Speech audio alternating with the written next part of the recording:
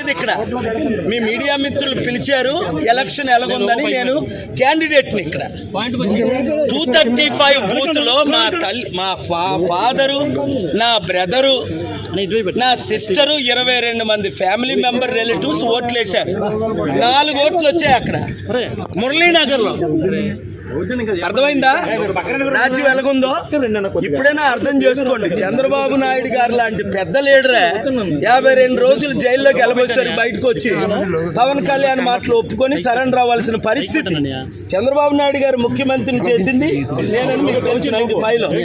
అప్పుడు ఎమ్మెల్యే మోదీ గారు, నితీష్ కుమార్ ఏంటి, నవీన్ పట్నాయక్ ఏంటి, ఒక కేజ్రీవాల్ సరెండర్ అవ్వకపోతే లోపల జైలుకి వెళ్ళాడు. ఇప్పుడు సీఎం రమేష్ కనకాపల్లో 50,000 మెజారిటీ అట, బీజేపీ 8లో 6 సీట్లు అట, జనసేన 21లో 19 సీట్లు అట.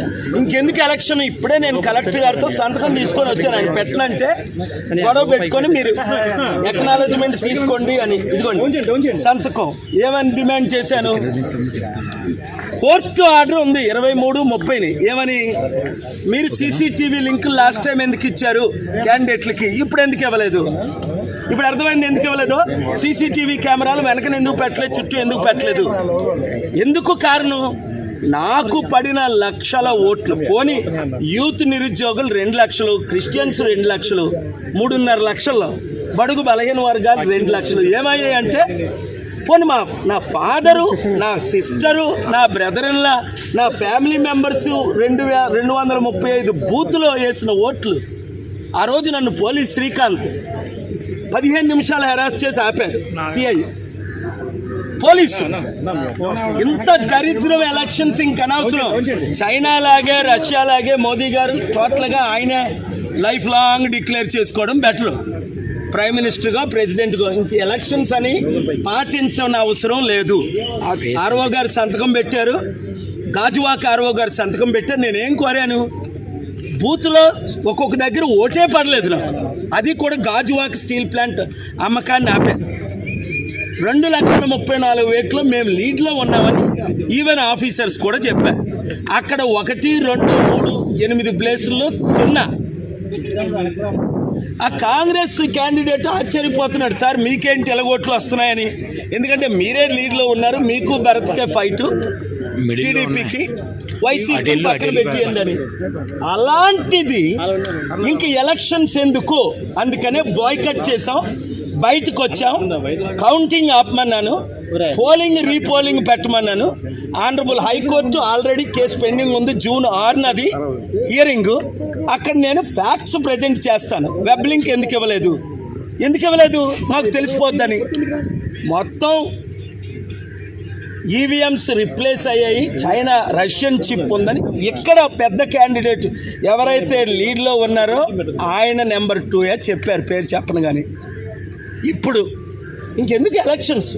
అయితే మోదీకి సరెండర్ అయితే, నేను మొన్నే చెప్పాను కదా 300తో మళ్ళీ మోదీ ప్రైమ్ మినిస్టర్ అవుతారు. ఎలాగవుతారో చెప్తానన్నాను.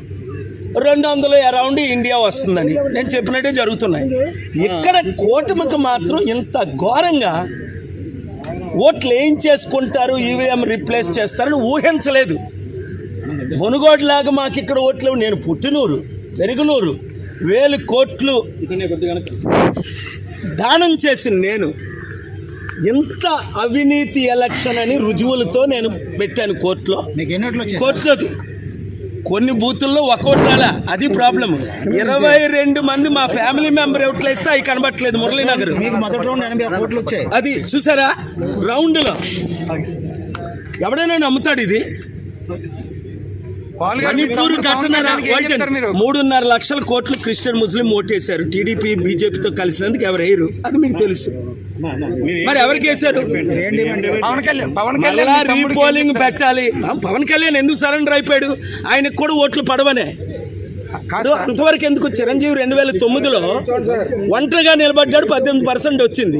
రెండోసారి నిలబడ్డాడు కాంగ్రెస్తో, 0.5% వచ్చింది. నాకు ఇప్పుడు 1% ఇస్తున్నారు. చిరంజీవికి ఇవ్వలేదు, సరెండర్ అవ్వలేదు. కనుక ఇప్పుడు చిరంజీవి సరెండర్ అయిపోయాడు, పవన్ కళ్యాణ్ సరెండర్ అయిపోయాడు. నేను చూడు, ఇది అవినీతి ఎలక్షను, అక్రమ ఎలక్షను. పోలింగ్ వెంటనే ఆపాలి, రీపోలింగ్ చేయాలి, రీకండక్ట్ చేయాలి విశాఖపట్నం. మేము కోర్టుకి వెళ్తాం. కోర్టులో న్యాయం జరుగుతుందని ఇప్పటి వరకు జరుగుతుంది, న్యాయం జరుగుతుందని ఆశిస్తున్నాను. Thank you.